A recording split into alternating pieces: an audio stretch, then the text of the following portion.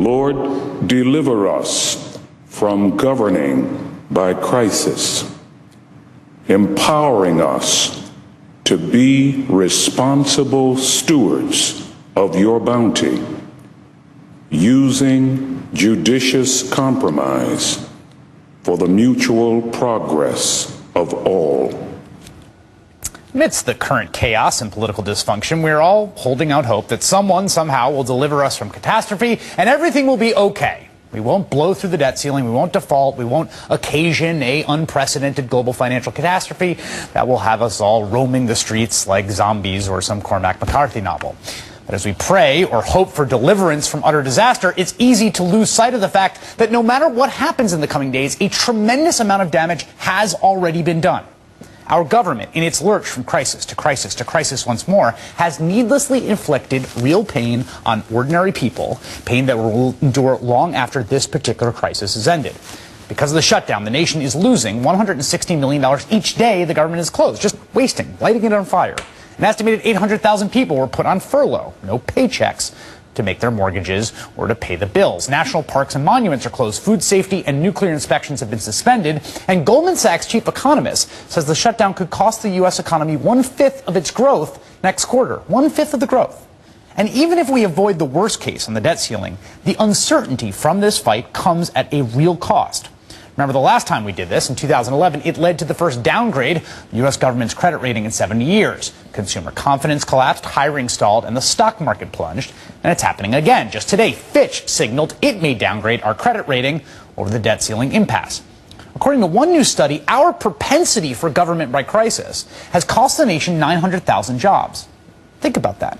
We cannot afford to just throw away almost 1 million jobs. We still have 11.3 million people unemployed. Wages are stagnant, and the recovery is still, 5 years later, not working for working people.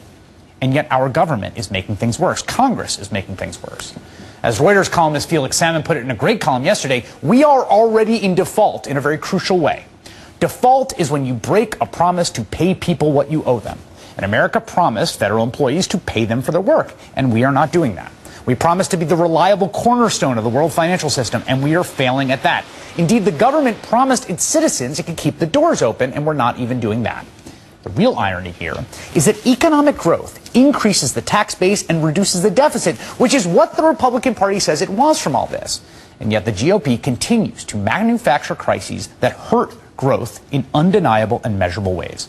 It's enough to make you wonder what they're actually trying to accomplish. Joining me now, Lizzie O'Leary, host and correspondent for Marketplace, production from American Public Media. So even if we are bailed out tomorrow, let's take the good case scenario. Okay. Senate comes up with a deal, it goes over to the House, John Boehner falls on his sword. This whole thing was for no reason, for naught. It could have been done 2 weeks ago, but that happens.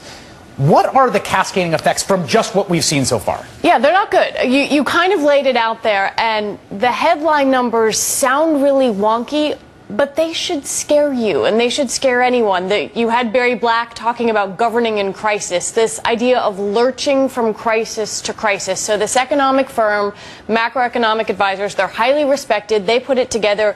You nailed it. 900,000 jobs lost over the past 3 years from this kind of crisis to crisis governance.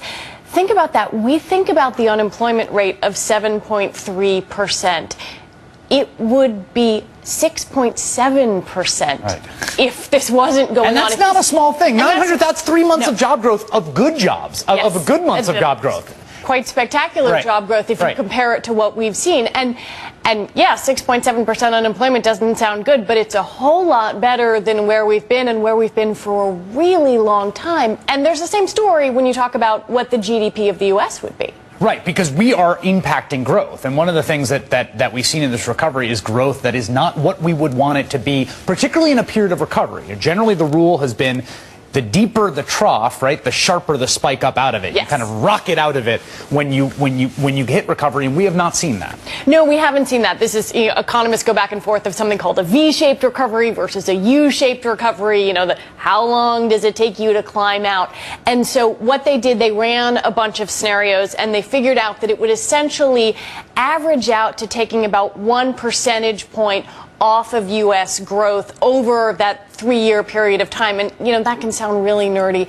But when you think about how our economy is growing, it's only growing at about 2.1% since 2009. So this is a big deal. Huge, that's huge. a really big deal. Right. So going back and a forth, third of and growth. back and forth. Well, it's actually about 12%. Right. The percentage. Oh, right, because it compounds, right? Yes, it compounds. It can sound very confusing, but it makes a very, very big difference on a macroeconomic level, and it makes a very big difference if you're trying to get a job. Okay, you were saying today, I've been following your feed, and you were saying today, I'm actually starting to get worried that we're going to blow through the debt ceiling. Why?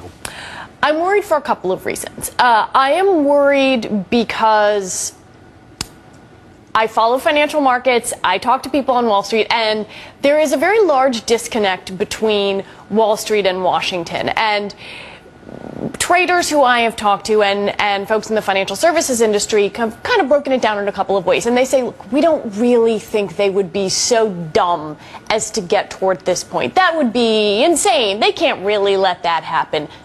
They were also saying that about the shutdown. Right. Now, breaching the debt ceiling is a much, much bigger deal. Right. The other thing that's going on here and that concerns me more is not so much the equity markets. The stock market is what people watch. It's the noisy, clangy headline, but is the debt market. So Fidelity, where lots and lots and lots of people have their retirement accounts, it's the biggest money market manager.